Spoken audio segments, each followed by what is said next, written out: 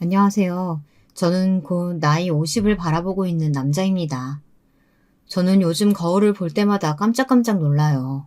언제 이렇게 나이가 들어 아저씨가 되었나 싶어서요. 주변의 또래들을 보면 벌써 자식들도 다 키워놓고 사회적으로도 슬슬 은퇴를 고려하며 안정적인 삶을 사는 것처럼 보이는데요. 저는 왜 이 모양인지 모르겠습니다. 이 불행의 시작은 아마도 아주 어렸을 때부터인 것 같아요. 저희 어머니는 나이 많은 호라비의 제취자리로 시집을 가셔 저를 낳으셨습니다. 당시 아버지의 연세는 지금 딱 제 나이인 50을 앞두고 계셨고, 어머니는 30대 후반이셨어요. 아버지는 얼굴에 곰보가 심했대요.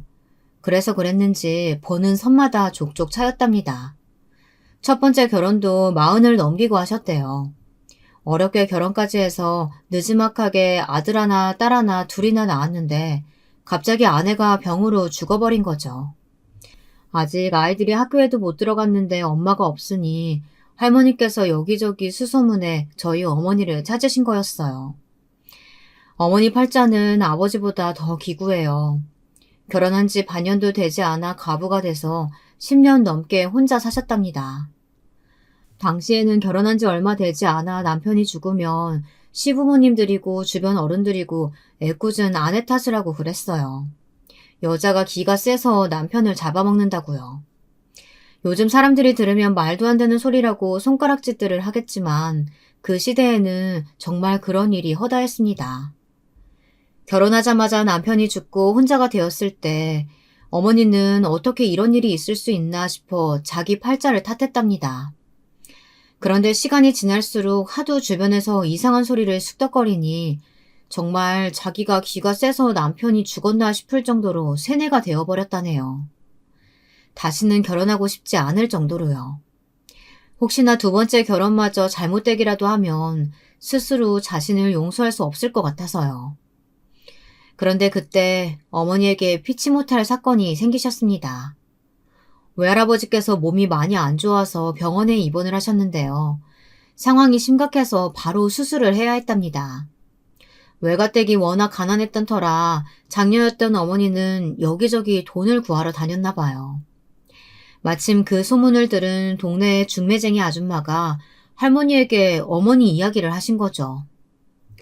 그 집 딸이 과부기는 해도 애는 한 번도 낳은 적 없어서 그런지 건강해 보이고 인물도 좋아. 거기다가 성품도 좋아서 애들도 아주 잘 키울 거야. 할머니는 곧바로 어머니를 찾아가 이것저것 꼬치꼬치 물으셨답니다.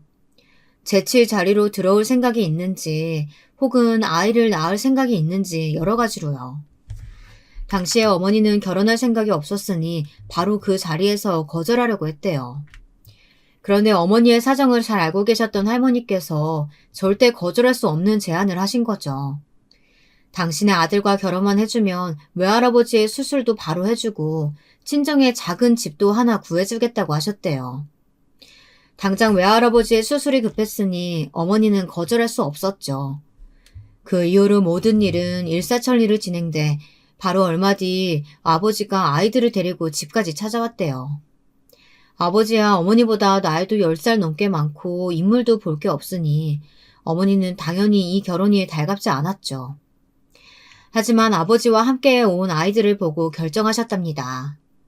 아무리 집에 돈이 많고 할머니와 아버지가 잘해준다고 해도 엄마의 부재가 있어서인지 아이들 얼굴에 그늘이 있었대요. 어머니도 항상 아이를 낳아 키우기를 꿈꿨으니 운명이라고 생각하기로 하고 아이들의 엄마가 되어주어야겠다 마음먹었답니다. 그렇게 어머니와 아버지가 부부가 되고 얼마 되지 않아 제가 태어났습니다. 처음엔 집안에 아이가 태어난 것만으로도 할머니는 좋아하셨대요. 그런데 그것도 아주 잠깐이었습니다.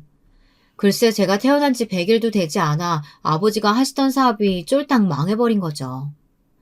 지금까지 승승장구하던 사업이 하루아침에 망해버렸으니 집안은 쑥대밭이 되어버렸습니다. 집안에 매일같이 빚쟁이가 찾아오니 이것저것 하나씩 팔아서 빚을 갚느라 집에 아예 쌀이 떨어진 적도 있었대요. 하필이면 그때 제가 그렇게 울었답니다. 집안이 떠내려가라요. 제가 유난히 예민했던지라 배앓이를 심하게 한 건지 유독 많이 울었대요. 잠을 한숨도 안 자고 새벽 내내 운 적도 있었다네요. 아버지 사업이 망한 상황에서 그렇게 울어대니 할머니 눈에는 제가 예뻐 보일 리가 없었죠. 얘 어른 말 틀린 거 하나 없어. 저게 제 아버지 잡아먹을 놈이다. 얼른 업든 앉든 해서 빨리 좀 채워. 아우 정신 산만해 죽겠다. 제 아들이 잡아먹기는 뭘 잡아먹어요. 어머니 아들이 잘못해서 망한 일을 왜 괜히 우리 아들한테 그러세요? 아이고 누가 둘째 부인 아니랄까봐 아주 성질머리 고약한 거 봐라. 어디서 감히 시애미한테 또박또박 말대꾸를 해? 어머니, 둘째 부인이라뇨. 아무리 화가 나셔도 말은 바로 하셔야죠. 제가 왜 둘째 부인이에요? 할머니는 할머니대로 속상하셔서 매일같이 어머니를 들들 볶으셨고, 어머니는 예전에 자신처럼 당신의 아들이 똑같은 소리를 들으니 화가 나 할머니에게 대들었습니다. 자신의 아들까지 그런 소리를 듣는 건 참기 힘드셨던 것 같아요. 그리고 얼마 뒤 제 인생을 송두리째 뒤바꿔버린 사건이 일어나고 맙니다. 제가 돌이 되기도 전에 아버지가 돌아가셨어요. 저는 제가 다 클 때까지도 어릴 때 아버지가 사고로 돌아가신 줄 알았어요. 그런데 나중에 알고 보니 아버지는 스스로 목숨을 끊으신 거더라고요. 사업이 망하면서 불어난 빚을 감당하지 못하고 세상을 떠나셨대요. 어머니는 마흔이 채 되기도 전에 2번이나 남편을 잃었으니 세상에서 가장 재수없는 여자가 되어버렸습니다. 할머니는 어머니에게 할 말 못할 말 구분하지 못하고 아무 말이나 막 다 퍼부었고 결국은 내쫓아내셨습니다. 어머니는 지금까지 자신의 친자식인 어린 저를 키우면서도 저의 이복 형제인 형과 누나까지 살뜰하게 돌봤어요. 아버지가 돌아가시고 할머니의 상화에 못 이겨 집을 나가게 됐을 때도 형과 누나가 엄마와 따라 나가겠다고 울고불고 했답니다. 하지만 할머니가 허락하지 않으신 거죠. 저 재수없는 년 따라갔다가 너희도 너희 아버지 꼴 당하는 거야. 저 년은 팔자가 더러운 정도가 아니라 남편 잡아먹는 귀신이야, 귀신. 어머니도 정말 그러시는 거 아니에요. 어머니 아들이 무리해서 사업 늘린다고 했을 때 제가 말려달라고 했는데 또 제 말 무시하시고 돈까지 주면서 해보라고 하신 건 어머니잖아요. 왜 제 탓을 하세요? 어머니는 어떻게든 형과 누나까지 데리고 나오려고 했지만 할머니께서 그러면 저까지 못 데려가게 하겠다고 난리를 피시는 통에 어머니는 눈물을 머금고 저만 데리고 집을 나왔습니다. 그때 이후로 줄곧 저는 아버지 없이 어머니와 단둘이 살았어요. 어머니는 악착같이 사셨습니다. 이제 막 걸음마를 뗀 아이를 키우면서 먹고 살기가 얼마나 힘드셨겠어요. 어릴 때는 그런 어머니의 사정 같은 거야 전혀 몰랐으니 저는 드세고 독한 어머니가 너무 싫었습니다. 어머니 앞에서는 애써 티내지 않았지만 혼자 속으로 주변 친구들과 매일같이 비교했습니다. 남들 다 있는 아버지도 없고 다 쓰러져가는 판잣집에 살고 있었으니 저는 집에 들어가기가 싫었습니다. 집에 들어가 봐야 아무도 없었거든요. 어머니는 새벽에 나가 밤 늦게야 돼야 집에 들어왔어요. 저는 하루 종일 어머니만 기다리고 있었는데 그런 제 마음을 모르는 어머니는 저만 보면 잔소리를 하고 화를 내셨습니다. 밥 먹으면 설거지하고 숙제도 싹 해놓으라고 했어 안 했어? 엄마가 너 하나 보고 이렇게 사는데 말도 안 듣고 공부도 안 하면 엄마가 무슨 낙으로 살겠니? 나는 뭐 학교 다니는 게 재밌는 줄 알아? 다른 애들은 아침에 엄마가 학교로 데려다주고 끝나면 교문 앞에 데리러도 오는데 나는 매일 혼자잖아. 나도 다른 애들처럼 엄마가 집에 있었으면 좋겠어. 엄마가 돈 안 벌고 집에 있으면 밥이 나와 반찬이 나와. 엄마가 일해야 돈을 벌지. 다른 집은 다 아버지가 돈 벌잖아. 우리 집은 왜 아버지 없어? 엄마가 나가서 아버지 구해오면 되잖아. 어릴 때였으니 뭘 알았겠어요. 아버지가 뭔지도 잘 모르면서 그냥 친구들은 다 있는데 나만 없으니 셈이 나고 속상했던 거죠. 그렇게 어머니와 실랑이를 벌이고 잠이 든 밤이면 이불 너머로 어머니의 울음소리가 들렸습니다. 어린 마음에 내가 또 하지 말아야 할 말을 했구나 싶기도 했지만 그래도 아버지를 갖고 싶었습니다. 우리 집이 이렇게 가난하고 힘든 건 아버지가 없어서라고 생각했거든요. 학창시절 때 제게는 안 좋은 버릇이 하나 있었습니다. 바로 거짓말을 하는 거였어요. 저는 국민학교 때부터 친구들 앞에서 버릇처럼 거짓을 했습니다. 거짓말이라는 게 하다 보면 날이 갈수록 늘어 나중에는 저조차도 뭐가 진짜인지 구분할 수 없을 정도로 일이 커지더군요. 처음으로 한 거짓말은 아버지가 있다는 거였어요. 거짓말을 한번 시작해버리니 나중에는 아버지 직업까지 거짓말을 하고 있더군요. 당시에 어머니가 동네 시장에 있는 상가에서 일하셨는데요. 수입 물건을 파는 매장에서요. 그러다 보니 집에 외국 제품이 많았습니다.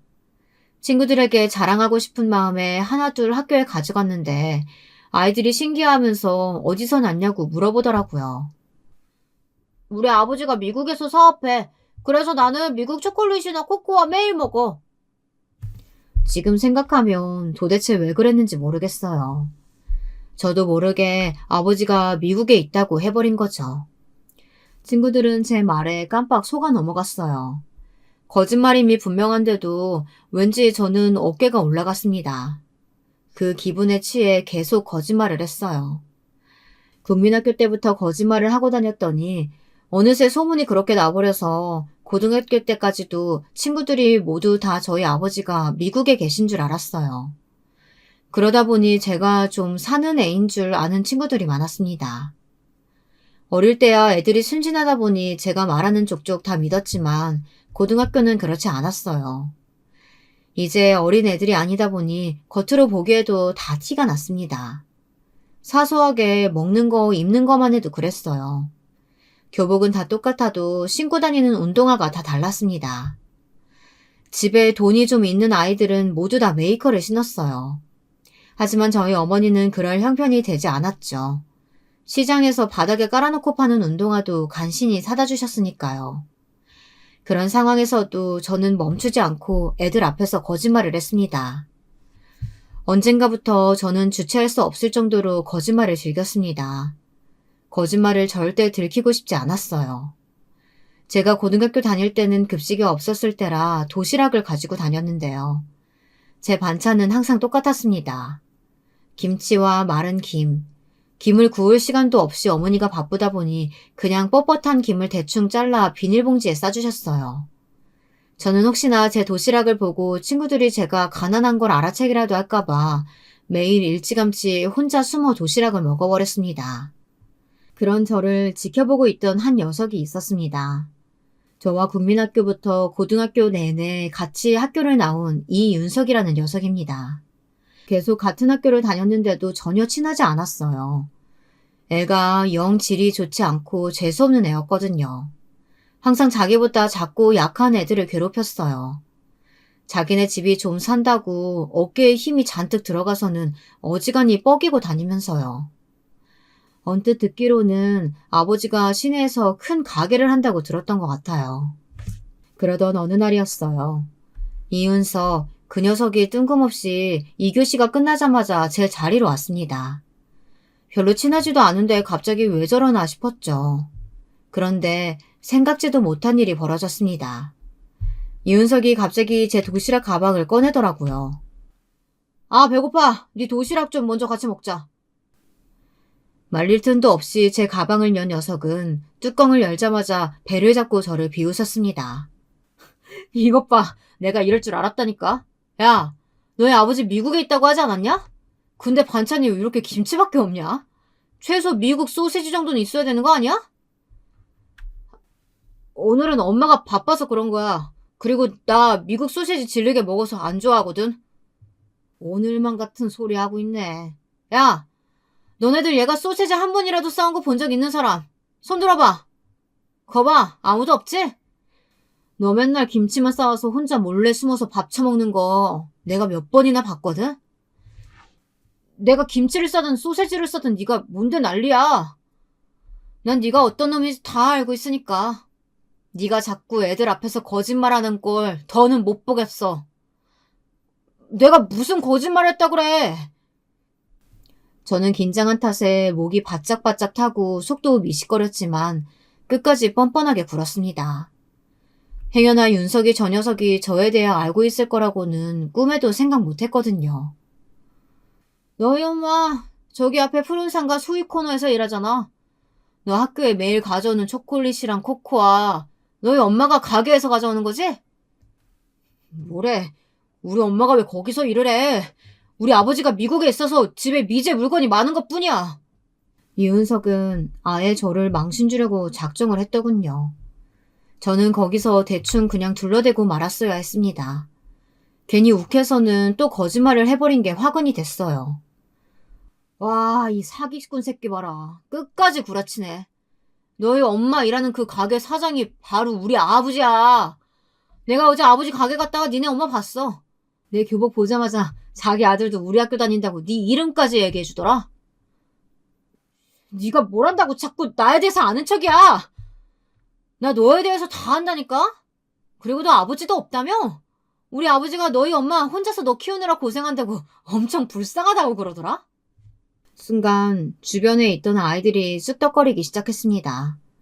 저는 너무 쪽팔리고 화가 났어요. 그래서 화를 주체하지 못하고 윤석이의 얼굴에 주먹을 날리고 말았습니다. 제가 날린 주먹은 다시 윤석이의 주먹으로 돌아왔고 저희는 바닥을 뒹굴며 싸웠습니다. 그날 싸움으로 저희 어머니와 윤석이 부모님은 학교에 오셨어요. 윤석이 그 녀석의 말이 맞았습니다. 어머니가 일하시던 수입 코너가 윤석이의 아버지 가게가 맞더라고요. 심지어 그 건물이 통째로 다 아버지 거라네요. 어머니는 윤석의 아버지를 보자마자 허리를 90도로 숙이시고 연신 사과를 했습니다. 물론 제가 잘못한 건 맞지만 어머니가 일방적으로 잘못했다고 사과하시는 건 말이 되지 않는다고 생각했어요. 윤석이 그놈도 제게 잘못을 했으니까요. 그나마 다행이었던 건 윤석이와 달리 윤석이 부모님은 좋으신 분들 같았습니다. 윤석이 어머님이 고개를 숙이고 계신 저희 어머니에게 다가가 손을 꼭 잡으셨어요. 다행히 부모끼리는 잘 해결된 것 같았습니다. 그러나 그건 어디까지나 어른들끼리의 문제였어요. 저와 윤석이의 사이의 문제는 전혀 해결되지 않았습니다. 오히려 더 악화됐어요.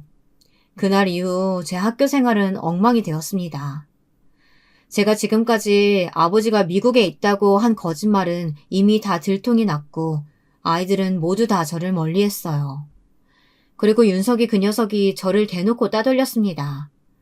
저와 싸운 일로 부모님께 혼나고 용돈도 끊겼다면서 그게 다 저 때문이라고 저를 볼 때마다 괴롭혔어요. 저는 어머니를 생각해서 꾹 참았습니다. 어머니와 약속했거든요. 다시는 거짓말을 안 하고 친구와 다투지도 않겠다고요. 제가 참으면 참을수록 윤석이 녀석은 저를 더 만만하게 생각했습니다. 그래서 다른 애들까지 저를 무시했어요. 점심 도시락을 먹고 있으면 슬쩍 와 도시락을 엎어버리기는 일쑤였고 화장실에 가두고 머리 위로 물을 뿌린 적도 있습니다.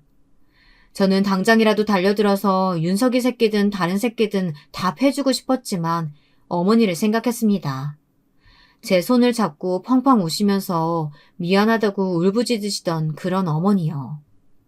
어머니는 제가 윤석이를 때린 것보다 학교에서 아버지가 있다고 거짓말하고 다녔다는 사실을 더 속상해하셨어요. 다 자기 잘못이라고 생각하셨죠. 그래서 더 참았습니다. 제 사소한 거짓말 때문에 어머니를 힘들게 만들었으니까요.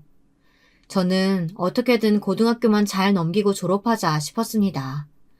이게 다 어머니를 위한 일이라 생각하면서요. 얼마 남지 않은 졸업을 앞두고 도망치듯 그곳을 떠나야 할 만큼 큰 사건이 생기고 말았습니다. 글쎄 어머니께서 누명을 쓰셨어요. 어느 날 어머니께서 집에 돌아오시더니 뜬금없이 제게 짐을 싸라고 하셨습니다. 이사를 가자고 하시더라고요. 저는 이제 졸업도 몇 달 안 남았는데 왜 갑자기 이사를 하냐고 물었죠. 그러자 어머니는 이곳이 너무 지긋지긋해서 더는 있고 싶지 않다고 하셨습니다. 그 이야기를 하시던 어머니의 얼굴이 너무 안 좋아서 저는 더 물을 수가 없었어요. 저희 모자는 이곳을 떠나기로 했습니다. 저야 나쁠 거 없었어요. 드디어 이 거지 같은 학교에서 벗어날 수 있었으니까요. 저는 전학 가기 전 학교에 짐을 챙기러 잠깐 학교에 갔습니다. 그런데 마지막 날까지도 저를 괴롭히려는 윤석이 이 자식이 떡하니 저를 기다리고 있더군요. 어쩜 너희 모자지간은 둘 다 구라쟁이냐? 니네 엄마가 가르쳐준 거냐? 아니면 엄마한테 네가 배운 거냐? 저는 이 새끼가 또 무슨 소리를 하나 싶었습니다. 그런데 윤석이 새끼가 한다는 말이 어이가 없었습니다. 글쎄 저희 어머니가 가게에서 도둑질을 하다가 걸려서 가게를 잘렸대요. 무슨 소리야? 우리 엄마가 도둑질을 왜 해? 도둑질을 왜 하겠냐? 남편도 없이 너 같은 새끼 키우려면 돈이 많이 필요하니까 도둑질을 했겠지. 너 이 새끼 말 조심해. 우리 엄마가 도둑질하는 거 네가 봤어? 봤냐고! 저는 윤석이의 멱살을 잡아 벽으로 밀쳤습니다. 그런데도 윤석이 이 자식은 뭐가 그렇게 좋은지 실실 웃으면서 자기 두 눈으로 똑똑히 봤다네요. 저희 어머니가 도둑질하는 장면을요. 알고 보니 어머니가 갑자기 이사를 가자고 하신 이유가 이거였어요. 어머니가 일하시는 가게에서 얼마 전부터 계속 돈이 비었나 봐요. 그래서 사장인 윤석의 아버지가 계속 찜찜하게 생각을 하고 있었는데 어느 날 어머니가 퇴근하는 길에 가게에서 나오다가 윤석이와 마주치며 가방을 바닥에 떨어뜨렸는데 글쎄 가방 안에서 꾸깃한 현금이 우르르 떨어졌답니다. 어머니 가방에서 나온 그 현금이 가게 계산대에 있던 돈이었던 거죠. 윤석의 아버지와 다른 직원들까지 있던 자리에서 가방을 떨어뜨렸으니 어머니는 변명할 기회도 없이 그 자리에서 바로 일을 그만뒀답니다. 변명조차 하지 않는 어머니에게 윤석의 아버지는 배신감이 어마어마하다면서 그럼 그만두라고 그 자리에서 내치셨대요. 다시는 가게 앞에 얼씬도 하지 말라고요. 저는 믿을 수 없었습니다. 어머니가 절대 그랬을 리가 없어요. 그날 저는 집에 들어가자마자 어머니에게 따졌습니다. 어머니가 그랬을 리가 없는데 왜 그 자리에서 순순히 나왔냐고요. 이야기해봐야 뭘 해. 남편 둘이나 잡아박은 여자 말 누가 믿겠어. 그래도 너무 억울하잖아. 하지도 않은 일은 안 했다고 바로 따졌어야지. 언제까지 그렇게 답답하게 살 거야. 저는 너무 답답한 마음에 애꿎은 어머니에게 화를 냈습니다. 항상 억울한 일이 있어도 싸우지 않고 도망치기부터 하는 어머니를 보고 있으면 너무 속상해서요. 누군가 작정하고 어머니에게 누명을 씌우려고 한 걸 텐데 저는 싸워서라도 누가 한 짓인지 밝혀내야 한다고 생각했거든요. 하지만 어머니는 그럴 여력이 없다고 하셨습니다. 누군가 자신을 미워해서 작정하고 벌인 일인데 자신이 아니라는 증거를 어디서 찾겠냐고요. 그러는 동안 돈은 누가 버냐고요. 듣다 보니 어머니의 말이 이해가 됐습니다. 그리고 지금까지 어머니가 혼자 저를 키우느라 얼마나 고생하셨을까 새삼 알게 되었습니다. 어머니는 지금까지 살면서 남편이 죽어도 억울한 일을 당해도 슬퍼하고 억울해할 수가 없었던 거예요. 저를 키워야만 했으니까요. 그날 이후로 저는 많이 변했습니다. 어머니가 제게 그래주신 것처럼 저도 어머니에게 든든한 아들이 되어주기로 마음먹었어요. 그 사건 이후 저와 어머니는 오랫동안 터를 잡고 살았던 동네를 떠났습니다.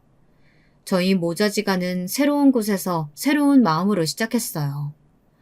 저는 어머니가 속상해하시지는 않을까 걱정했지만 어머니는 생각보다 씩씩했어요. 이런 일이 처음도 아닌데 힘들 거 하나 없다고요. 저는 그때 알았습니다. 목소리만 크고 힘이 세다고 해서 사람이 강인한 게 아니라는 걸요. 어머니처럼 누가 뭐라고 하든 뚜벅뚜벅 자기 갈 길을 열심히 가는 사람이 정말로 강한 거라고 생각했습니다. 시간이 흘렀습니다. 저는 군대도 다녀오고 완전한 어른이 됐어요. 저는 군대에 있는 동안 어떻게 하면 어머니를 편하게 모실 수 있을까만 생각했습니다. 지금까지 평생 어머니의 그늘에서 제가 편하게 살았으니 앞으로는 어머니를 제 그늘 안에서 편하게 살게 해드리고 싶었어요.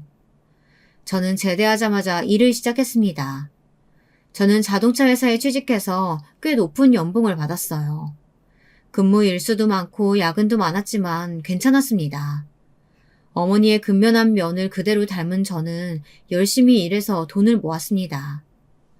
열심히 벌어서 모은 덕분에 몇 년 만에 어머니와 둘이 살기 딱 좋은 아파트도 하나 샀어요. 어머니는 아파트에 입주하는 날 현관 앞에서 눈물을 펑펑 쏟으셨습니다. 지난 힘든 날들을 모두 다 보상받는 기분이라고 하시더라고요. 저는 그날을 잊지 못합니다. 어머니가 매일 속상해서 우는 모습만 보다가 정말 행복해서 흘리시는 눈물은 처음 보았거든요. 이제 네가 좋은 짝 만나서 아이들 낳고 행복하게 사는 모습만 보면 엄마는 죽어도 여한이 없어. 죽긴 왜 죽어요. 어머니 손자 손녀들 시집 장가 가는 것까지 다 보셔야죠. 저는 처음으로 희망이라는 것을 꿈꿨습니다. 열심히 살다 보면 화목한 가정 만들고 남들처럼 평범하게 살 수 있겠다, 이런 희망을 말이죠. 제게는 남들처럼 살아보겠다는 희망조차 사치인가 봐요. 평범하게 살기가 쉽지 않았습니다. 여자를 한 명 만났어요. 회사 근처 옷가게에서 일하던 여자였습니다. 워낙 어머니가 옷을 돈 주고 사시는 분이 아니다 보니 제가 월급날마다 직접 옷가게에 가서 옷을 골라서 사드렸어요. 어머니는 사다 드리면 이런 걸 뭘 샀냐고 하셨지만 그래도 몇 날 며칠을 그 옷만 입으시더라고요. 저는 그런 어머니의 모습을 보는 게 좋아서 매달 옷가게에 갔습니다. 몇 년째 다니던 옷가게였는데 어느 날 가보니 직원이 달라졌더라고요. 그 직원을 처음 본 순간 저는 한눈에 반하고 말았습니다. 세상에 저렇게 이쁜 여자가 있구나 싶어서요. 저는 워낙 소심해서 적극적으로 다가가지는 못하고 가게에 들을 때마다 맛있는 간식 정도 사가지고 갔습니다. 제 나름대로는 관심의 표현이었죠. 믿기지 않는 일이 일어났습니다. 제 마음이 통했는지 그 여자가 먼저 제게 커피 한잔 하자고 하더라고요. 제 나이 40이 넘었지만 살면서 처음 있는 일이었습니다. 드디어 제게도 기회가 오는구나 싶어서 여자에게 지극정성으로 잘했어요. 늦은 나이였지만 연애라고는 제대로 해본 적이 없었으니 마냥 좋아서 여자가 해달라는 대로 다 해줬습니다. 그렇게 해서 저에게도 여자친구가 생겼습니다. 여자친구는 얼굴만 이쁜 게 아니라 엄청 싹싹했어요. 제가 매달 어머니 옷 사드리는 걸 알고 있어서 그랬는지 어머니에게 인사하고 싶다고 하더라고요. 저는 바로 어머니에게 여자친구를 인사시켰습니다. 워낙 밝고 싹싹하다 보니 어머니도 처음엔 여자친구를 마음에 들어 하셨어요. 여자친구는 반년 정도를 매일같이 집에 자주 왔다 갔다 하며 어머니와도 가깝게 지냈습니다. 저는 이 여자다 싶었습니다. 여자친구와 결혼하고 싶었어요. 그래서 저도 여자친구의 부모님을 만나고 싶다고 했죠. 여자친구가 그제야 말을 하는데 사실은 여자친구는 부모님이 안 계시대요. 어릴 때 버려져서 보육원에서 자랐다고 하더라고요. 그래서 저와 어머니를 보면 너무 부럽대요. 저와 어머니 사이가 좋아서요. 저는 여자친구와 운명이라고 생각했습니다.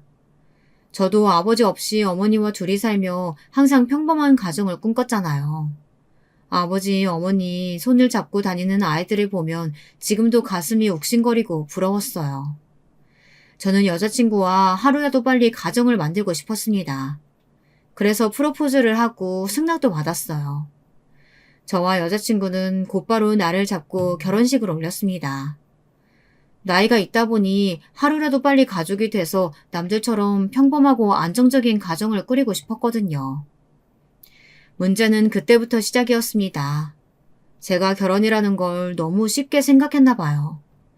막상 결혼해서 살아보니 제가 생각한 것과는 조금 달랐어요. 어머니도 딸이 없고 아내도 어머니가 안 계시니 진짜 딸과 엄마처럼 잘 지낼 줄 알았어요. 서로 이해하면서 말이죠. 그런데 전혀 그렇지 않았습니다. 함께 산 지 한 달도 되지 않아 어머니와 아내의 사이는 나빠지다 못해 틀어져 버렸습니다. 아내는 결혼하면서 일을 그만뒀어요. 그런데 아무래도 그게 화근이 된 것 같아요. 저야 아침에 출근해서 저녁 늦게야 돼야 퇴근하니 집안 사정을 잘 몰랐습니다. 하지만 어머니와 아내는 하루 종일 같이 붙어 있어야 하니 서로 부딪히는 일이 많은 것 같더라고요. 너, 네 마누라 단속 좀 해야겠더라. 애가 장 보러 나갔다가 온다고 하면 하루 종일 어디를 갔는지 점심때가 지나도 저녁때가 지나든 집에 들어오질 않아. 아유, 며느리도 다 큰 성인인데 어디를 가든 자기가 알아서 하는 거지. 뭘 일일이 그렇게 잔소리하고 그래요. 어머니야 워낙 옛날 분이시기도 하고 남편 없이 혼자 힘으로 살아오신 분이다 보니 생활력이 워낙 강하세요. 그러다 보니 결혼하자마자 일 그만둘 것도 이해를 못 하셨고 남편 돈으로 요가니 수영이니 매일 운동 다니며 쇼핑하고 다니는 것도 싫어했어요. 어머니 때문에 정말 미치겠어. 자기, 내가 운동 안 하면 금방 살찌는 거 알지? 이게 다 자기 위해서 내가 관리하는 건데, 어머니는 쓸데없는 데다 돈 쓴다고 자꾸 나한테 뭐라고 하시잖아. 자기가 운동 좋아하는 건 아는데, 그래도 하루 한 끼 정도는 어머니랑 같이 먹으면 좋을 것 같아. 어머니도 항상 혼자 식사하시는 게 외로우신가 봐. 어머니가 애도 아닌데 꼭 밥을 같이 먹어야 돼? 그리고 같이 밥 먹으면 매일 나한테 잔소리 하신단 말이야. 나라고 그런 소리 들으면서 같이 밥 먹고 싶겠어? 아내는 결혼 전까지 내내 혼자 살았어요. 지금까지 자유롭게만 살아온 아내는 어머니의 이런저런 간섭이 아무래도 힘든 것 같더라고요. 저는 중간에서 어머니 비위도 맞추고 아내 비위도 맞추느라 힘들었습니다. 시간이 지나면 자연스레 좋아질 거라고 생각했어요. 그런데 제 기대와는 달리 어머니와 아내의 사이는 점점 더 나빠졌습니다. 처음엔 아내도 어머니도 다 저에게만 조금씩 불만을 토로하고 투덜거리는 정도였는데 시간이 지날수록 이제는 아예 티격태격 하는 정도가 아닌 언성을 높여가면서까지 싸우고 있더라고요. 어느 날이었습니다. 제가 퇴근하고 집에 들어가는데 제가 들어온지도 모르고 아내와 어머니가 싸우고 있더군요. 아유, 도대체 저 쇼핑백이 몇 개야? 네 남편이 힘들게 번 돈 그렇게 함부로 쓰면 되겠어? 집에서 팽팽 도는 게 가방이며 신발이며 이런 게 왜 필요한 건데? 제가 제 남편 돈 쓰는데 왜 매번 뭐라고 하세요? 제가 집에서 살림도 다 하고 어머니 모시는데 이 정도는 살 수 있죠. 얼씨구, 네가 살림을 하긴 언제 했다고 그러니? 매일 눈만 뜨면 나가서 뭐 운동이나 하고 쇼핑이나 하고 있지. 그리고 네가 날 모시긴 뭘 모셔. 내가 널 모시고 살았지. 어머니 고정하세요. 며느리한테 그렇게 화를 내시면 어떡해요. 너야말로 네 마누라 단속 좀 하라니까 도대체 뭐 하는 거냐. 저게 살랑살랑 여우짓만 할 줄 알지? 도무지 며느리로서 마음에 드는 구석이라는 하나도 없어. 내가 장담하는데 쟤 집안 크게 말아먹으래다. 어머니, 제가 뭘 어쨌다고 그런 말씀을 하세요? 어머니야말로 옛날에 그렇게 시집살이 당했다고 하시면서 어떻게 저한테 똑같이 하실 수가 있어요? 어머니와 아내의 실랑이는 끝날 기미가 없었습니다. 한번 시작하면 항상 끝은 제게 불똥이 튀었어요. 어머니는 아내를 저렇게 놔뒀다가는 집이 거덜난다고 걱정하셨고 아내는 도무지 어머니와 못 살겠다고 했어요. 매일같이 어머니와 아내 사이에서 어쩔 줄 모르던 사이 일이 터지고 말았습니다. 무슨 놈의 팔자가 이렇게 조용할 날이 없는지 모르겠어요. 저는 아파트를 날렸습니다. 이게 무슨 일이냐고요? 아파트를 팔지 않고는 해결이 되지 않을 정도로 아내가 큰 사고를 쳤습니다. 글쎄 아내가 매일같이 나가서 뭘 하나 했더니만 헛짓거리를 하고 다녔더군요. 아내가 결혼 전 옷가게에서 일할 때 알고 지내던 언니들이 있었는데요. 남편들이 다들 돈을 잘 벌어서 매일 골프나 치러 다니고 여행도 자주 다니는 그런 언니들이요.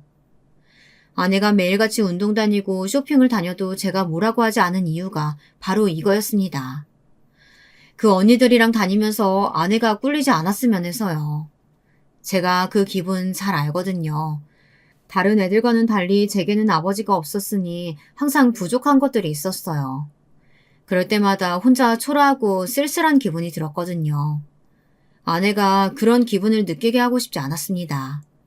그 언니들의 부자 남편 정도는 아니어도 아내가 하고 싶고 갖고 싶은 거 정도는 다 할 수 있게 해주고 싶었습니다. 제가 세상에서 가장 사랑하는 어머니께서 마음에 들지 않더라도요. 그런데 아내는 저를 속이고 있었더라고요. 그 언니들이랑 매일 만나 운동이나 하고 쇼핑이나 하는 줄 알았더니만 그게 아니었어요. 그 사실을 제가 어떻게 알았냐고요? 어느 날이었습니다. 그날도 어머니와 아내가 대판 싸웠나 보더라고요. 제가 회식하느라 어머니 전화를 못 받았는데 글쎄 아내가 새벽 2시가 넘어서 집에 들어왔대요. 그것도 술이 아주 떡이 돼서요. 저도 없었으니 어머니가 아내를 부축해 방까지 데려다 줬나 봐요. 답답할 것 같아 어머니가 겉옷을 벗겼는데 그때 옆 주머니에서 영수증이 나왔답니다. 120만 원?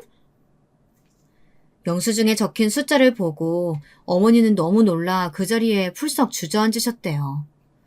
분명 술값 영수증 같은데 이 가격이 맞나 싶어 50번도 넘게 영수증을 확인하셨답니다. 어머니의 말에 놀란 저는 바로 영수증에 적힌 가게를 검색했습니다.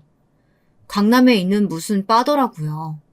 저는 직접 눈으로 확인하기 위해 아내에게 말하지 않고 가게까지 갔습니다.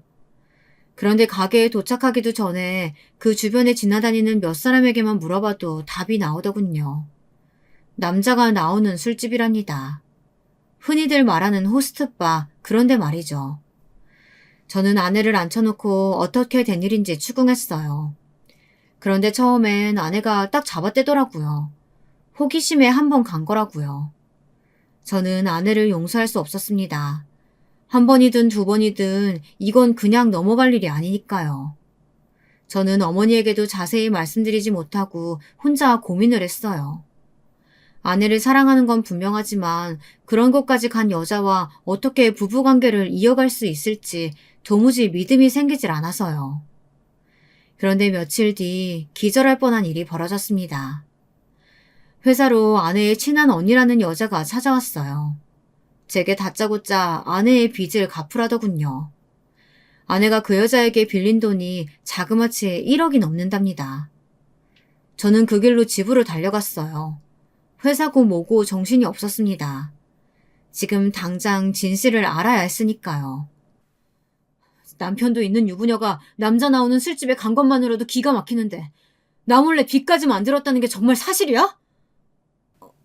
여보, 그런 얘기를 어디서 들었어? 아내는 제 말에 엄청 당황하더니만 어떻게 알았냐고 묻더군요. 지금 그게 중요해? 사실이냐고 묻잖아. 빚이 1억이 넘는다는 게 사실이냐고. 그게 나도 처음엔 금액이 이렇게 커질 줄 모르고. 자기야, 내가 잘못했어. 제발 나 한 번만 용서해줘.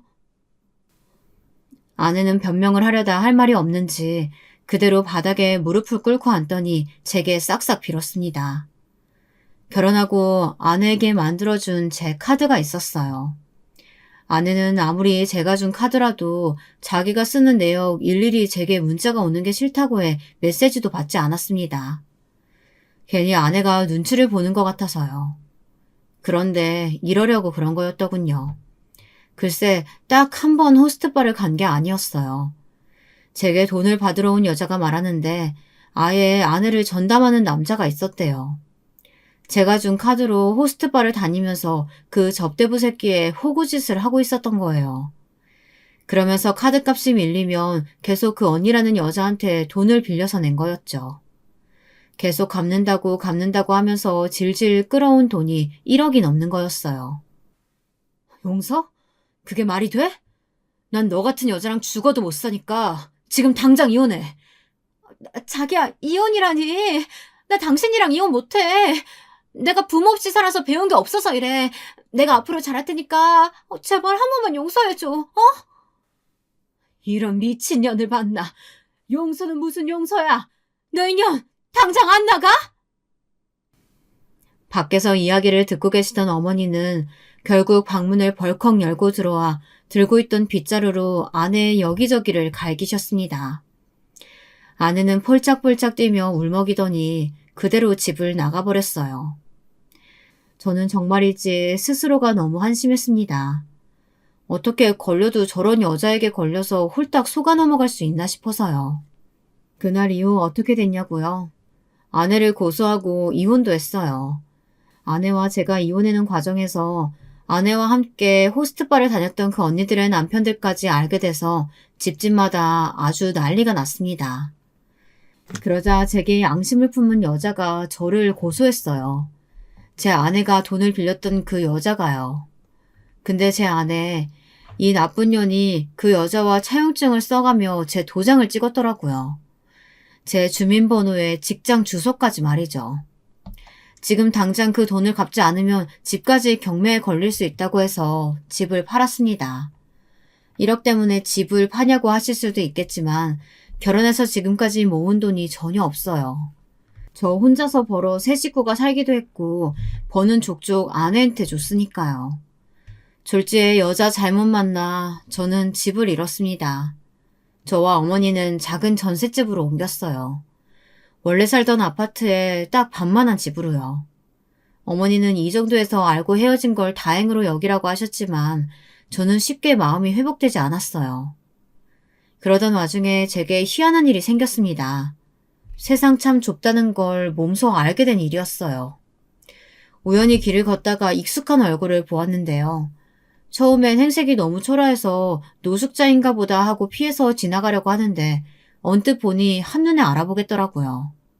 바로 고등학교 동창 이윤석이었어요. 아무리 시간이 많이 지났다고 해도 평생 그 얼굴만은 잊히질 않습니다. 어떻게 잃어버리겠어요. 저의 학창시절에 가장 큰 상처를 안겨준 녀석인데요. 저는 곧바로 그 남자에게 다가갔습니다.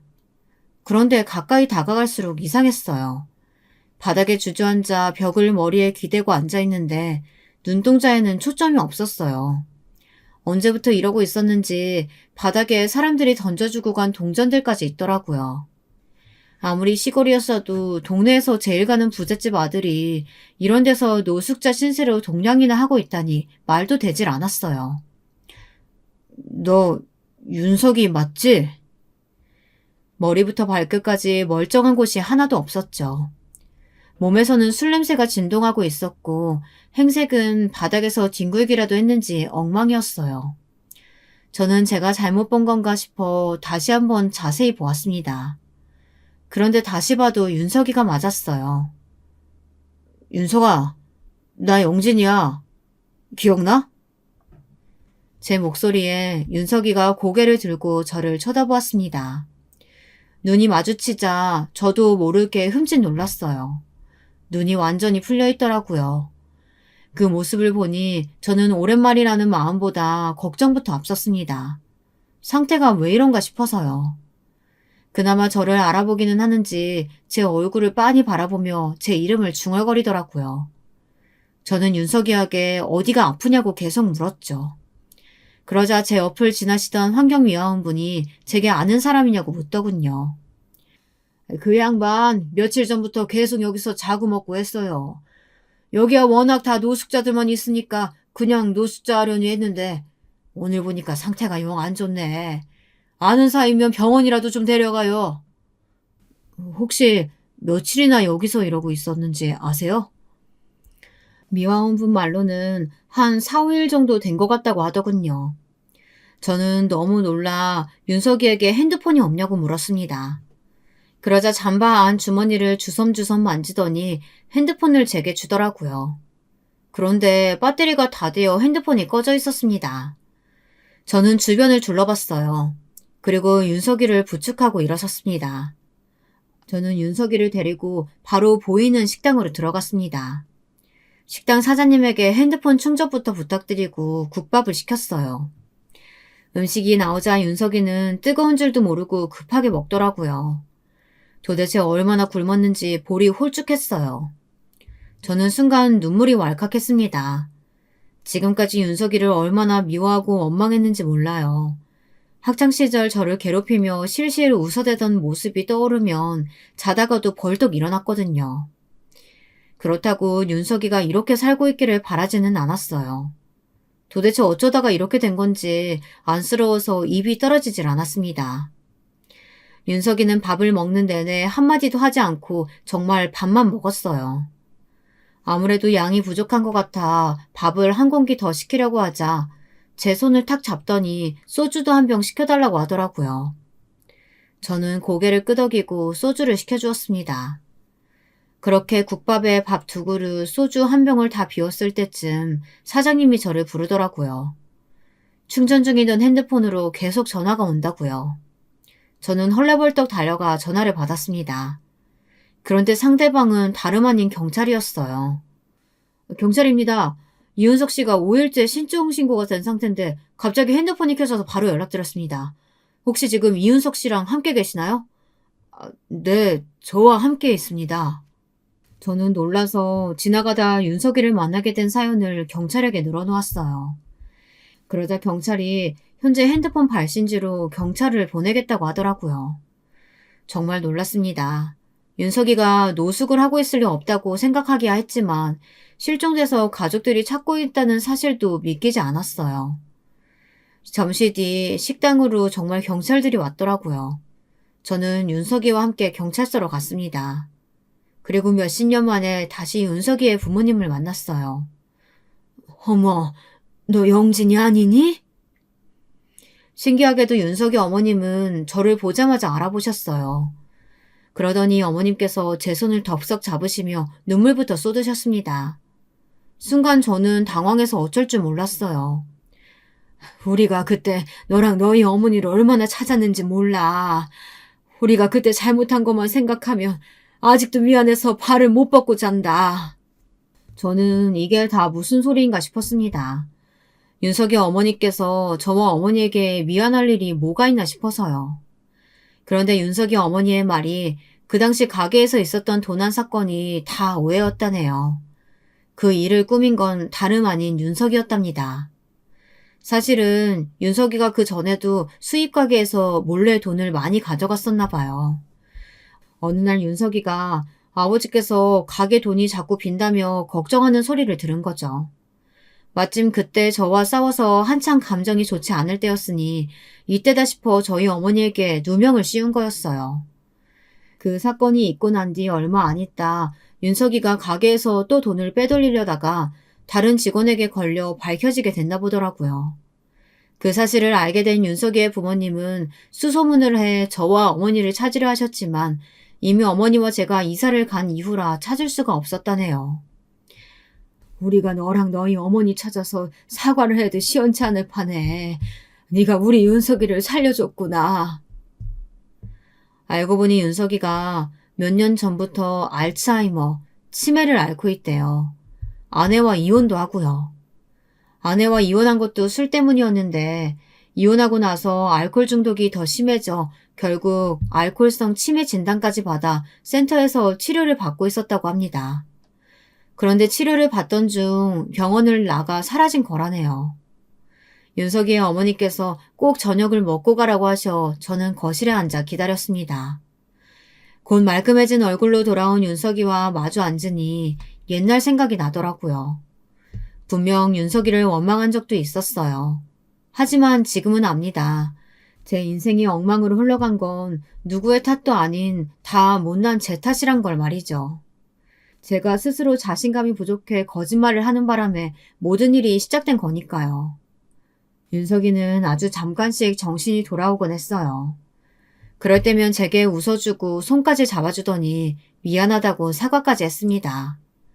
저는 어쩐지 좀 뭉클하더군요. 지난 날들이 파노라마처럼 지나가면서요. 그때였어요. 지팡이를 드신 윤석이의 아버님이 젊은 남자와 함께 거실로 돌아오셨습니다. 그러더니 제 이름을 부르셨어요. 영진이, 그때 영진이가 왔다고? 벌써 30년이나 된 일이라 저조차도 가물거리는데 팔순을 앞두신 윤석이의 부모님은 어떻게 그때 일을 정확하게 기억하고 계시더라고요. 저를 보고 너무 반가워하셨어요. 한참을 그때 일을 이야기하며 미안해 하시더니 갑자기 옆에 있던 젊은 남자에게 준비해온 걸 꺼내라고 시키셨습니다.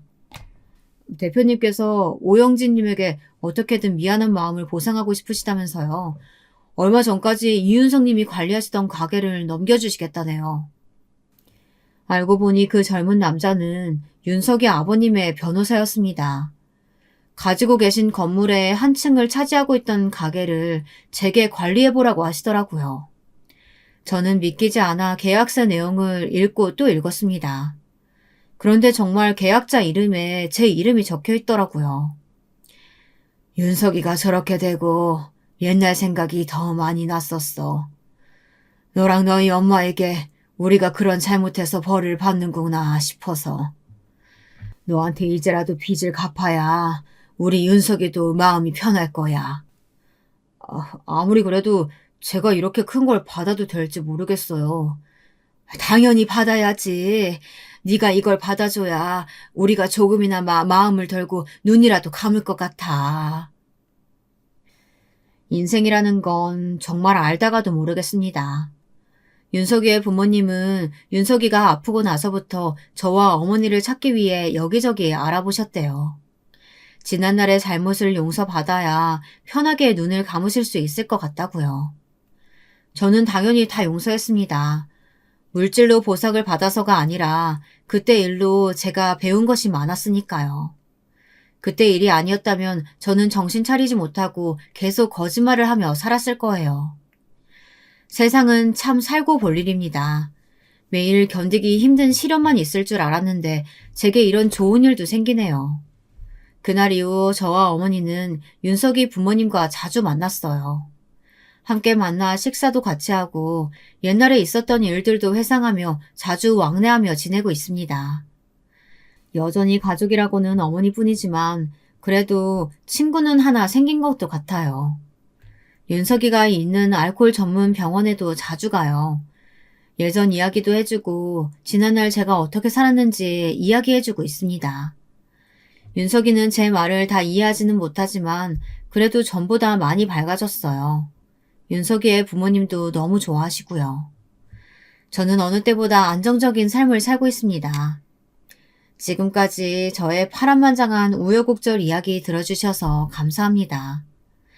여러분들에게는 언제나 순탄하고 즐거운 일만 있으시길 바라겠습니다.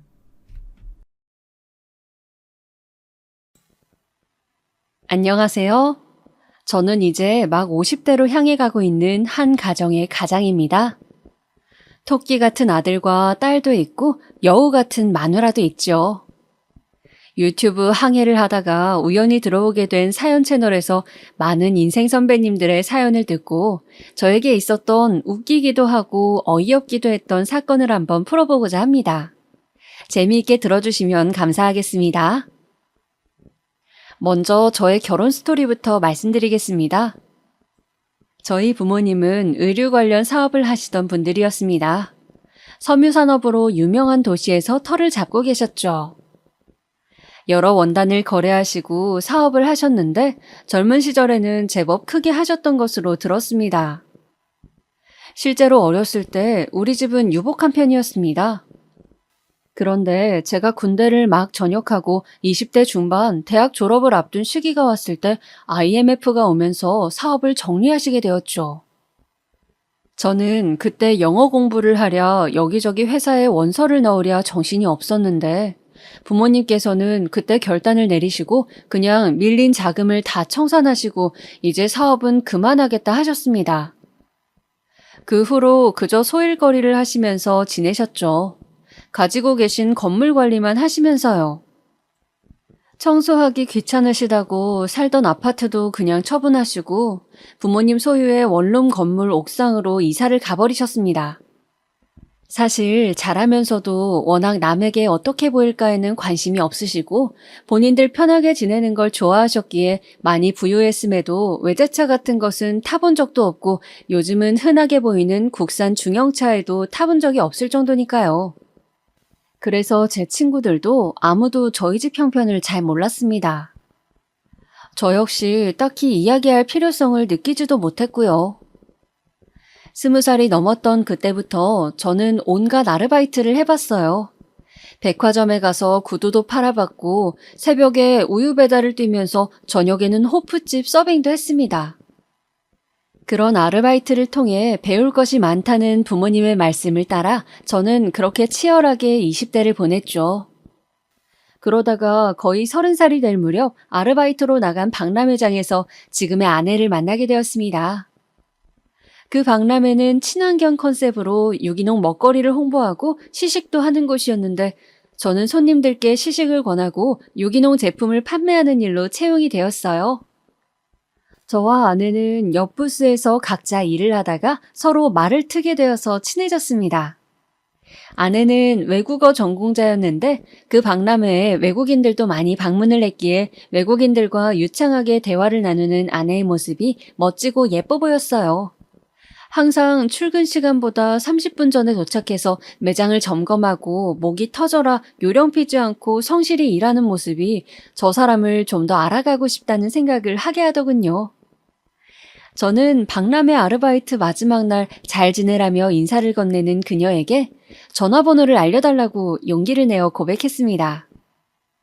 그녀는 순간 얼굴이 붉어지더니 저에게 수줍게 번호를 알려주더라고요. 다음에 차 한잔 하자면서요. 그렇게 우리는 연애를 시작하게 되었습니다. 당시 막 회사 신입티를 벗었던 저와 취업 준비 중이었던 여자친구. 우린 참 돈이 없었어요. 그래서 데이트를 할 때도 항상 저렴한 김밥집이나 백반집을 가서 먹기 일쑤였고 가끔은 도시락을 싸와서 동네 공원에 가서 먹기도 했습니다. 항상 비슷한 옷에 서류 가방 하나 덜렁 들고 뚜벅이로 다니는 저에 대해 여친은 아무런 불만도 없었습니다. 알뜰해 보이고 성실해서 좋다고 항상 웃어주었죠. 저는 저의 금전적 배경을 하나도 모르는 상태에서 저를 이렇게 좋게 봐주는 그 사람이 참 좋았습니다. 그래서 조건을 내세워 선시장에 나가면 훨씬 선택지가 많겠지만 이렇게 진심으로 나 하나만 봐주는 사람은 없겠다 싶어서 이 여자와 결혼을 해야겠다고 마음을 먹었어요. 그 후 저는 다니던 회사를 그만두고 보일러를 다루는 중견기업에 이직을 했습니다. 보일러 쪽에서 나름 유명한 회사였고 연봉이며 복지 모두 전에 회사보다 괜찮았어요.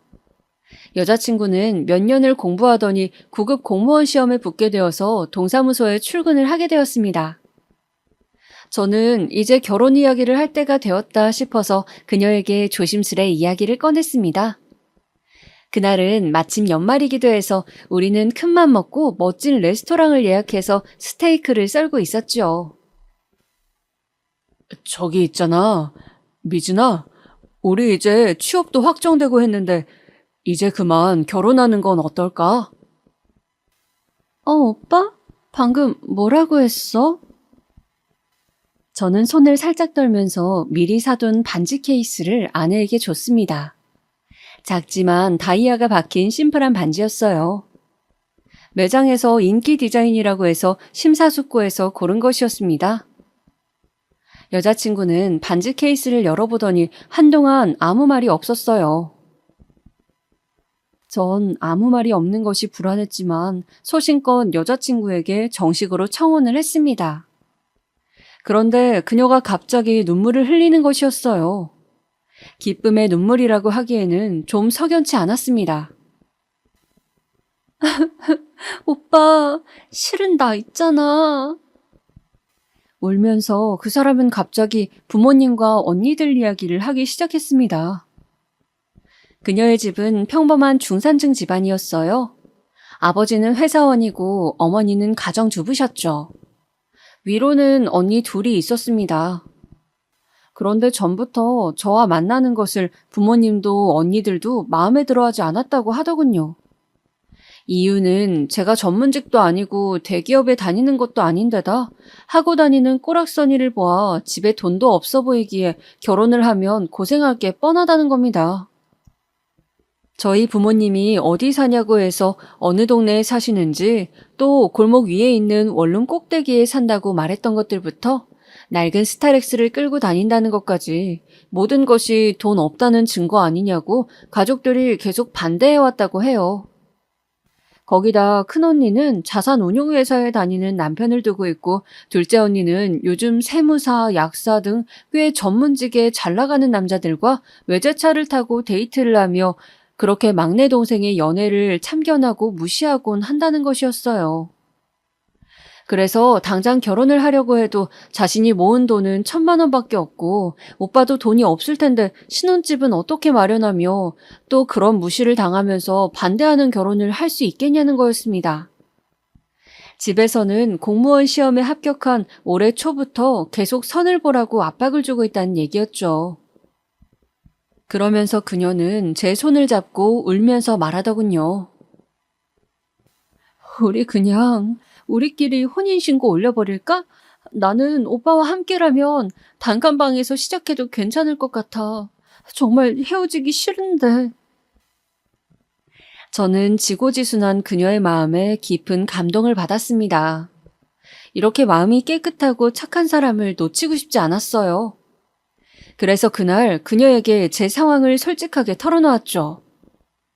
사실은 부모님께서 예전에 사업을 크게 하셨고 사업을 접으면서 건물 몇 채와 땅, 상가를 가지고 있으며 상속세금을 걱정하셔서 이미 내 앞으로 상당 부분 증여를 마친 상태라는 것을요. 그래서 내가 가지고 있는 재산은 이미 100억 정도는 될 것이라는 이야기도 했습니다. 여자친구는 너무 놀란 나머지 토끼눈이 되더군요. 텔레비전 뉴스에나 나오는 줄 알았던 100억대의 부자가 가난한 줄 알았던 자기 남친이라고 하니 당황한 기색이 역력했습니다. 저는 그러니까 신혼집이면 뭐며 걱정할 것은 하나도 없다고, 다만 나도 부모님처럼 검소하게 살고 싶다고, 남들 눈에 어떻게 보이든 난 내 소신껏 소박하게 신혼집을 얻고 살고 싶으니 결혼 허락을 받는 과정에서 내 재산에 관한 이야기를 다 털어놓지는 않았으면 한다고 말했습니다. 그동안 부모님의 경험으로 보아 돈이 많다는 것을 주변에서 알게 되면 보험이다 뭐다 하면서 귀찮게 하는 사람도 많아지거니와 돈 빌려달라고 졸업한 지 20년, 30년 만에 친구들이 전화가 와서 매달리는 등 너무 피곤하고 힘든 일들이 많았기 때문이라고 저는 그녀를 설득했죠. 미안한 말이지만 언니들의 태도로 봐서 귀찮게 할 것 같은 불길한 예감도 들었거든요. 여자친구는 처음에는 가족들에게 숨긴다는 것을 내키지 않아 했지만 저의 오랜 설득으로 마음을 돌려 그렇게 우리는 여자친구의 가족들께 인사를 가게 되었습니다. 예약된 한정식 집으로 가서 그녀의 가족들을 만나던 날, 저는 회사 면접 때 샀던 검정 양복을 갖춰 입고 나름 백화점 매대에서 산 5만 원짜리 넥타이를 하고 차려입고 갔습니다. 여자친구의 가족들은 그런 저를 아래 위로 훑어보면서 집안 형편은 어떤지, 결혼하게 되면 남자가 집은 해오는 거 알고 있냐는 등 여러 가지 걱정인지 깎아내리기인지 모를 소리들을 해댔습니다. 이제 취직도 했는데 차도 한 대 사고 아파트 살 정도 돈을 마련하고 결혼을 했으면 좋겠다는 이야기들이었습니다. 저는 부모님은 원룸에 새를 살고 계시긴 하지만 소일거리를 하고 계셔 제가 부담할 부분은 없고 저는 제 월급 형편에 맞는 신혼집과 자동차를 구매할 예정이라고 말씀드렸습니다. 그리고 제 명의로 가지고 있던 20평대의 아파트 이름을 대면서 이 아파트에 전세로 들어갈 생각으로 전세금은 맞추어 두었다고 말씀드렸어요. 부모님과 언니들은 전세가 웬 말이냐고 매매를 해야 한다고 주장했지만 저는 몇 년 안에 아파트를 살 수 있게 열심히 살겠다. 결혼하게 되면 아내가 번 돈은 아내가 모으거나 쓸 수 있게 해줄 것이고 저는 회사를 다니며 부업도 할 생각이라고 저를 믿고 맡겨달라고 재차 말씀드렸습니다. 제 이야기를 들은 부모님은 사람이 성실해 보이고 지금은 돈이 많지 않아도 소신이 있어 보인다며 결혼 허락을 해주시더군요. 그 와중에 저를 바라보는 언니들 표정은 좀 좋지 않았지만요. 여자친구의 언니라는 사람들은 미인들이긴 했지만 둘 다 성형수술한 얼굴에 비싼 가방을 들고 화려하게 치장하는 데 열중하는 타입 같아 보였습니다. 저는 어떻게 한부모에게 태어났는데 아내와 언니들이 완전 다를 수가 있나 너무 신기했어요. 나중에 아내가 된 여자친구에게 물어보니 언니들이 너무 어릴 때부터 치장에 관심을 보이고 아르바이트한 돈으로 몽땅 옷을 사버리거나 학원비를 가져다 미용실에 가서 다 써버리는 등의 사고를 쳐서 부모님이 속을 많이 썩으셨고 계속 남친을 바꿔대는 언니들에게 자신은 완전히 질려서 아예 반대로 지냈던 것 같다고 하더군요. 그렇게 연애도 하지 않고 수수한 차림으로 공부만 하는 아내를 언니들은 계속 바보라며 실속 없다고 비웃어왔다고 합니다. 저는 진짜 실속이 뭔지도 모르는 사람들이라는 생각에 어이가 없어 웃음이 나더라고요. 그렇게 비웃고 무시하던 자신의 동생이 얼마나 부자 남자를 잡았는지 알면 얼마나 배 아파할까 그런 생각이 들었습니다. 우리가 결혼을 준비할 때 아내의 큰언니는 이미 결혼한 상태로 30평대 아파트를 자가로 가지고 있었고 둘째 언니는 세무사와 결혼을 준비 중인 상태였습니다. 5월에 신부가 꿈이라던 둘째 언니는 결혼해도 쓸데없는 사치를 엄청나게 부리더군요. 유명 호텔에서 코스 요리를 대접하는 결혼식을 해야 하고 예단이며 혼수며 쓸데없는 허례허식을 해야 한다고 날뛰며 아내의 부모님이 빚까지 내게 만들었답니다. 신혼여행은 몰디브로 간다고 하더군요. 저는 그런 둘째 언니의 모습이 너무 한심했지만 어차피 제 아내가 될 것도 아니고 해서 그냥 지켜보며 우리는 소박하게 결혼식을 하자고 아내를 설득했습니다. 아내는 처음에는 그래도 언니가 결혼식을 너무 성대하게 하는데 너무 소박하게 하면 좀 그렇다고 걱정을 하더니 결심을 굳힌 듯 제 말에 동의를 해주더군요. 결혼을 준비하면서도 저는 그놈의 언니들 때문에 스트레스를 받았습니다. 사사건건 아내를 따라다니면서 그날 하루 입을 드레스를 외국 명품 브랜드로 해야 한다거나 메이크업 샵을 고르는데 돈 칠갑을 하려 들지 않나 정말 힘들었어요. 아내는 처음엔 언니들 이야기에 혹하다가도 저와 이야기를 하면서 다시 예산을 재수정하고 돈에 맞게 결혼식을 준비했죠. 그렇게 우리는 특별 할인되는 예식장을 찾아 소박하게 예식을 올렸습니다. 다만 오시는 손님들을 생각해서 식사만은 깔끔하게 잘 나오는 곳을 택했죠. 아버지가 사업하실 때 알던 진짜 부자 손님들도 하객들 중에 섞여 있었으니까요. 처음에 제가 연애 결혼을 하겠다고 말씀드렸을 때 내키지 않아 하시던 저희 부모님은 제가 데려온 아내를 보자 마음에 쏙 들어 하시는 눈치셨습니다. 요즘 아가씨답지 않게 치장도 요란하지 않고 참하고 조신해 보인다고 돈도 허투루 쓰지 않는 것 같아 더욱 좋다고 하시면서요. 결혼 과정에서 아내의 처형들 이야기를 했더니 부모님 역시 다 오픈하지 않는 게 좋겠다고 아내가 언니들과 너무 친하게 지내지 않도록 중심을 잘 잡을 수 있게 항상 잘 살피라고 하시더군요. 그렇게 저는 아내와 무사히 결혼을 하고 결혼 후 1년 뒤 아들을 낳고 또 2년 뒤 딸도 낳고 오순도순 꿈에 그리던 가정을 꾸리며 살았습니다. 우리 둘 사이는 한결같이 문제가 없고 좋았지만 남들은 잘 겪지 않을 것 같은 스트레스가 저에게는 있더군요. 바로 처가의 동서들 사이의 문제였습니다.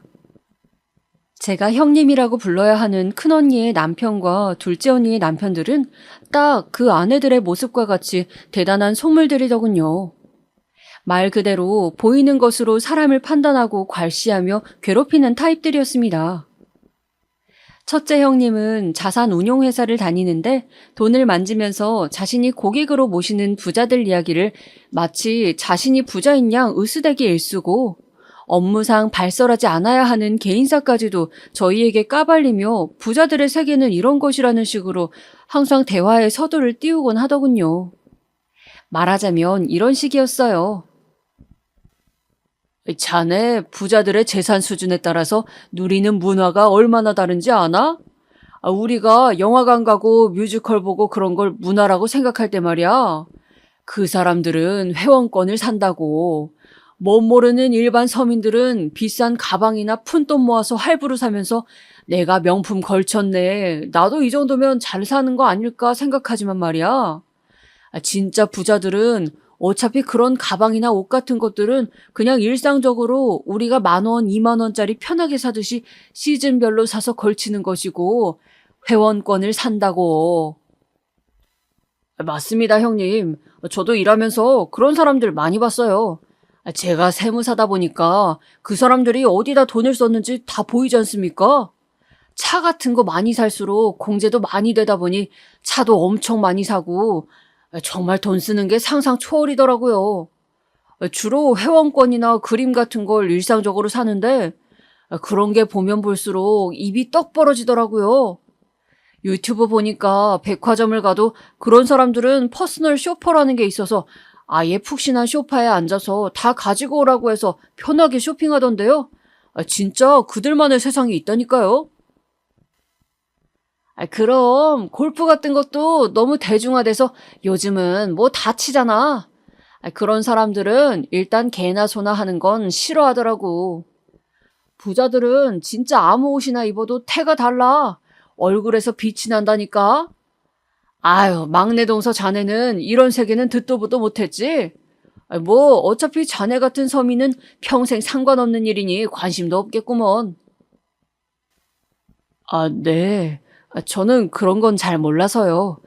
그리고 돈이라는 것은 버는 것도 중요하지만 얼마나 소신 있게 쓰는지가 중요하다고 저는 생각하거든요. 그래. 저게 바로 없는 사람들이 자존심 세우느라고 자기 열등감 감추려고 하는 소리야. 쥐뿔도 없으면서 말이야. 무슨 소신이 있어서 청렴하게 사는 양 저렇게 말을 해요. 참, 요새 신문 배달은 잘 되나? 요즘 세상에 참 아르바이트를 해도 그런 걸 하나? 급기야 대화의 끝에는 제가 부업 삼아 하고 있는 신문 배달 일까지 들먹거리며 저를 무시하기에 일쑤였죠. 저는 회사를 다니면서 자꾸만 군살이 붙어서 뭘 좀 해볼까 하다가 헬스장 다니는 돈이 비싸게 느껴져서 신문 배달 아르바이트를 하고 있었습니다. 새벽 3시쯤 일어나서 신문 배달 구역을 가면 신문 보급소 분들이 미리 던져놓은 신문 뭉치가 있었어요. 근처 아파트 3~4동과 그 뒤쪽의 단독주택과 빌라촌을 돌아다니며 신문을 주소에 맞게 던지면 되는 일이었습니다. 처음에는 한 신문사 것만 했지만 마침 돌아다니는 저를 본 다른 신문사에서 우리 것도 같이 돌려달라고 말을 해서 저는 2종류의 신문을 돌리고 있었습니다. 비록 매일 시간이 매이는 점은 귀찮긴 했지만 그래도 처음 제 의도대로 운동화를 신고 뛰어다니니 운동 효과는 있더군요.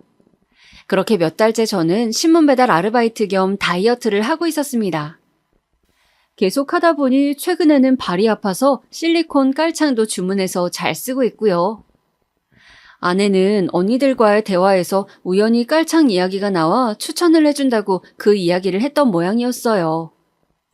그런데 그걸 가지고 그 후로 뻑하면 사정이 얼마나 쪼들리면 신문 배달 일까지 하냐는 둥 아내와 그 남편들은 시도 때도 없이 그 이야기로 저희를 놀리더군요. 저는 너무 심하게 놀려서 사실은 취미로 하는 것이고 그 알바비로 고아원에 제 자식들 이름으로 기부를 하고 있다고까지 밝힐까 하다가 어차피 뭐 눈엔 뭐만 보인다고 이런 이야기를 한들 좋게 생각할 사람들인가 싶어 관두었습니다. 저의 보람 있는 봉사활동까지 가난뱅이네 어쩌네 하면서 매도당하고 싶지 않았거든요. 그런데 아무렇지 않게 넘기는 저와 달리 그런 대화들이 명절이나 가족 행사에 오갈 때면 아내는 항상 속상해했습니다. 그런 대화에 발끈해서 돈 있는 걸 밝혔다가 저 속물적인 형님들이 얼마나 들러붙을지 생각만 해도 피곤했기 때문에 저는 그냥 저를 무시하면서 아예 가난뱅이라 생각해주는 쪽이 좋았습니다. 아내는 아이들까지 같이 무시당하는 것 같다며 애들 교육이라도 비싼 영어 유치원도 보내고 좋은 옷도 사주겠다고 주장하다가 저에게 야단을 맞곤 했습니다. 저는 결핍이 아이의 교육에 얼마나 중요하고 또 필요한 교육인데 귀한 아이들일수록 험하게 키우는 것이라고 다양한 사람들과 섞여 치이기도 하고 다소 열악한 환경에서 교육도 받으며 스스로 자생하는 법을 익혀야 이 험한 세상 살아간다고 말했습니다. 저희 부모님이 저에게 누누이 했던 이야기처럼요. 우리가 늙어 죽을 때쯤 지금도 불어가고 있는 막대한 재산을 결국 아이들이 혼자 똑바로 관리할 수 있어야 하는데 지금부터 아이들이 스스로 부자라는 것을 알고 뽐내며 실속 없게 살게 해서는 안 된다고. 저는 아내에게 언니들 따로 만날 때도 절대 돈 있는 티 내지 말라고 신신당부를 했습니다. 그래서 아내는 물건을 사더라도 질이 좋지만 브랜드 티가 많이 나지 않는 것을 샀고 최대한 수수하게 하고 다녔죠. 차도 국산 소형차를 끌고 다녔습니다. 아내의 언니들은 리스까지 해서 외제차를 타고 백화점에서 파는 몇백만 원짜리 반지며 목걸이를 할부로 긁으며 사치를 해대더군요. 애엄마들 사이에서 기죽지 않으려면 이 정도는 걸치고 다녀야 한다면서요. 이제는 서로 걸치고 있는 것만 봐도 수준이 맞는지 안 맞는지 안다고. 그런 게 안 맞으면 돈 쓰기 불편해서 같이 놀기 힘들다나 뭐라나. 말도 안 되는 된장녀 같은 소리를 짓거리면서요. 그런 이야기를 들으면 아내는 속이 상하는지 집에 와서는 잘 먹지도 못하는 술을 꼭 한 잔씩 하고 넋두리를 하는 것이었습니다. 언제까지 이렇게 말도 편히 못하면서 살아야 해. 언니들이 당신 욕하고 무시할 때마다 이 아파트도 실은 우리 거고 땅도 있고 건물도 몇 채나 있다고 그렇게 동경하는 100억대 부자가 우리라고 이야기하고 싶은데 우리 언제까지 무시당하고 삭히며 살아야 돼, 여보? 나 가끔은 너무 속상해. 언니들이 너무 그러니까 자존심이 너무 상한단 말이야. 여보, 내가 말했잖아. 그런 이야기 해봤자 좋은 거 하나도 없다고. 사람들이 돈 많은 사람 하나 주변에 생기면 얼마나 그 사람 팔고 다니는지 알아? 무슨 일만 생기면 우리한테 와서 공짜 돈 바라고 돈도 많은데 보태주라는 둥, 기한 없이 빌려주라는 둥, 진짜 못 살게 굴어서 편히 살 수가 없어.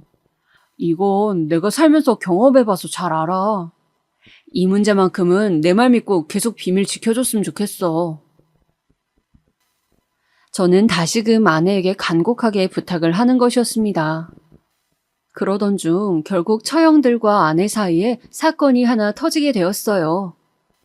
아무래도 자매들끼리 친밀하다 보니까 일어난 일이었죠. 사건의 발단은 아이들 교육 때문이었습니다. 아내는 비록 우리가 있는 티 내지 않고 살기로 했지만 애들 교육만큼은 정말 발품을 팔고 정보를 모아 좋은 것을 시켜주고 싶어 했죠. 또 제가 일반 유치원을 보내길 원했기 때문에 아내는 영어에 대한 고민이 많았습니다. 영어 유치원을 보내지 못하면 영어를 어떤 식으로 시켜야 하나 고민을 했던 거죠.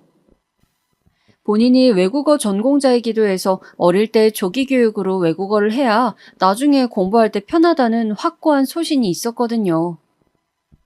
아내의 언니들은 무리를 해서 마이너스 카드까지 내가며 영어 유치원을 보내고 있었고 아내는 그런 언니들이 부러웠던 모양이었어요.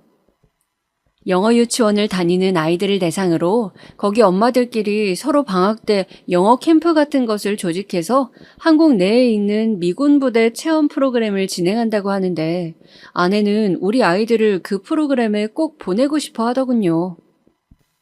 저는 영어는 때 되면 다 하게 되지 않겠냐고 정 필요하면 나중에라도 외국 보내면 되지 않냐고 했지만 아내는 지금 언니들이 하려고 하는 그 캠프를 꼭 보내고 싶다는 겁니다. 다른 건 몰라도 외국어 교육에 있어서는 자기 이야기를 들어달라는 것이었죠. 그래서 저는 언니들이 의아해할 것 같아 마음에 걸렸지만 아내가 너무 강력하게 주장을 해서 정 그러면 알겠다고 보내라고 했죠. 그런데 갑자기 다음 주에 아이들 영어 캠프가 있다고 들떠있던 아내가 전화로 소리를 지르며 언니에게 화를 내는 것이었어요. 언니, 내가 그렇게 부탁했잖아. 우리 애들 꼭 그 캠프 할 거라고. 돈 보내줄 수 있다고 했잖아. 이제 와서 자리가 다 찼다는 게 말이 돼? 아니, 그게 큰언니가 잘 아는 분인데 그분이 재산이 50억이나 되고 엄청 잘 사시는 분이라네. 이번에 한 자리 마련해서 자기 애 넣어주면 골프 라운딩 대접을 하겠다고 해서. 근데 우리 그이 쪽으로도 일도 따줄 수 있다고 하는 바람에 너네는 다음에 꼭 끼워줄게. 어차피 돈도 좀 무리 아니었어? 돈 좀 모으면서 다음 기회 좀 기다리고 있어. 신랑이 그쪽 일도 따면 내가 다음에 맛있는 거 한번 사줄게. 조카들 데리고 와. 아무튼 미안하게 됐다. 너무 섭섭해하지 마. 언니는 자기 입장만 이야기하고 거의 울먹거리는 아내를 무시하며 전화를 끊는 것이었어요. 저는 아내가 어깨를 들썩거리면서 우는 것을 그때 처음 보았습니다. 말없이 화장대 의자에 기대어 눈물을 쏟는 아내를 보자 저도 부하가 치밀어 오르더군요.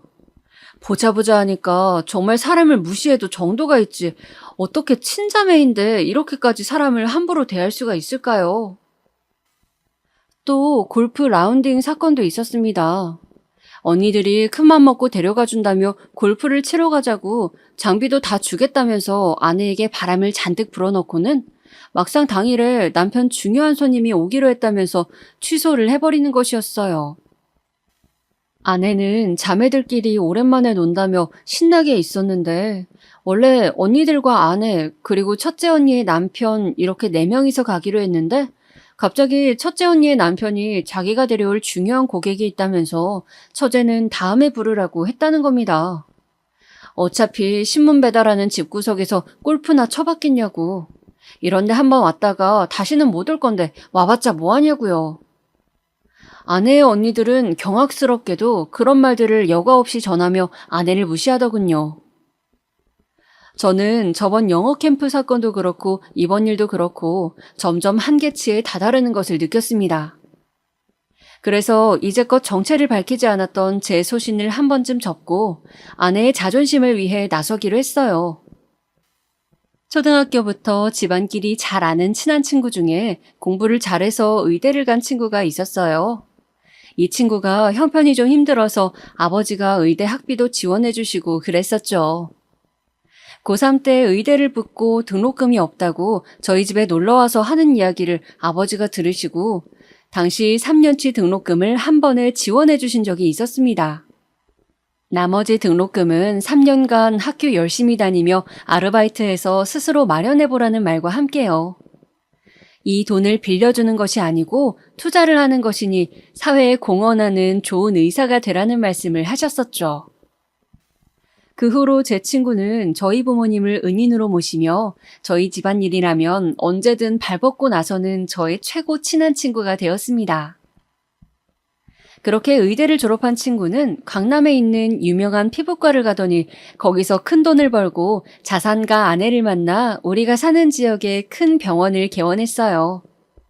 저는 힘들게 살았던 친구가 형편이 좋아지는 것이 너무 기뻐 항상 친구를 격려해주고 안부를 전하며 지냈었죠. 마침 아내의 큰언니와 작은언니가 잘하는 피부과를 찾는다고 해서 저는 아내에게 제 친구네 병원으로 가라고 했습니다. 아내가 의사 친구가 있다는 걸 밝혀도 되냐고 놀라더군요. 그래서 저는 웃으며 아내에게 이번에 한번 제대로 그동안 무시당한 한을 풀고 오라고 했죠. 가서 사모님 대접받으며 실컷 뽐내고 오라고요. 저랑 그냥 어릴 때 친구라 잘 안다고 하면 될 거라고요. 그렇게 아내는 언니들과 피부과를 갔습니다. 어머, 얘 막내야. 여기 병원 예약이 지금 몇 달째 밀려서 나는 전화해도 예약도 안 되던데 너 예약 어떻게 잡았어? 그러게. 나도 여기 원장이 그렇게 잘한다고 소문만 들었지 예약 성공한 적이 없어서 오늘 처음 와봐 언니. 군뱅이도 고르는 재주가 있다더니 우리 막내도 가끔 쓸모가 있네. 아, 우리 신랑하고 여기 원장님이 좀 아는 분이셔. 어머? 신문 배달이나 하는 너네 신랑하고 여기 원장님이 어떻게 하셔? 와, 세상 좁다더니 신기한 인연이네. 안녕하세요. 처음 뵙겠습니다. 어머, 대표 원장님이시죠? 너무 미남이시다. 세상에 피부 좋으신 것 좀 봐. 원장님, 오늘 저희 피부도 백옥처럼 만들어주시는 거죠? 언니들은 제 친구가 등장하자마자 호들갑을 떨었다고 하더라고요. 제 친구는 사전에 저에게 이야기 들은 것이 있어 침착하게 말했다고 합니다. 원하시는 모든 치료, 서비스 전부 무료로 해드리겠습니다. 제 불알 친구 아내분이 와 계시니까요. 원하시는 거 다 말씀해주세요. 재수씨, 제 친구 요즘 잘 있습니까? 저녁 함께 하자니까 이 자식이 신문 배달한다고 저랑 만나주질 않아서 제가 진짜 속상해 죽겠어요. 저 좀 한 번만 만나달라고 재수씨가 말씀 좀 해주시면 안 될까요? 언니들은 순간 무슨 소리를 들은 건지 어안이 벙벙해 했다고 하더군요. 아내는 웃으면서 말했다고 합니다. 우리 그이가 좀 자기 생활 패턴이 깨지는 걸 싫어해서요. 신문 배달이 요즘 재밌나 봐요. 제가 다음에 자리 한번 마련할게요. 걱정 마세요. 오늘 우리 언니들 잘 부탁드려요. 아참, 저희 둘째 언니는 세무사에 일도 맡겨보신다고요? 아, 네. 친구놈한테 듣자니 세무사시라고 해서 좀 맡겨볼까 해요. 언제 자리 한번 마련해 주시겠습니까? 여기 언니분들도 다 같이 식사도 하면서 세금 문제도 좀 여쭤보면 좋겠는데요. 지금 하고 있는 데서 옮겨보려고 하거든요. 둘째 언니는 눈이 번쩍 뜨였겠죠. 이렇게 큰 유명 병원에 일을 따낼 수 있다면 정말 큰 건이니까요.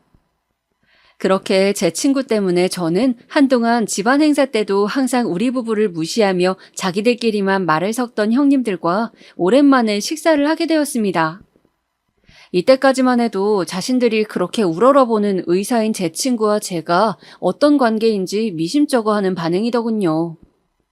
저는 점점 더 재미있어졌어요. 저 속물들이 과연 어떤 반응을 보일지 나중에는 아내와 상관없이 저도 살짝 기대가 되더군요. 약속 장소는 일식집으로 우리 부부는 즐거운 마음을 안고 도착했습니다.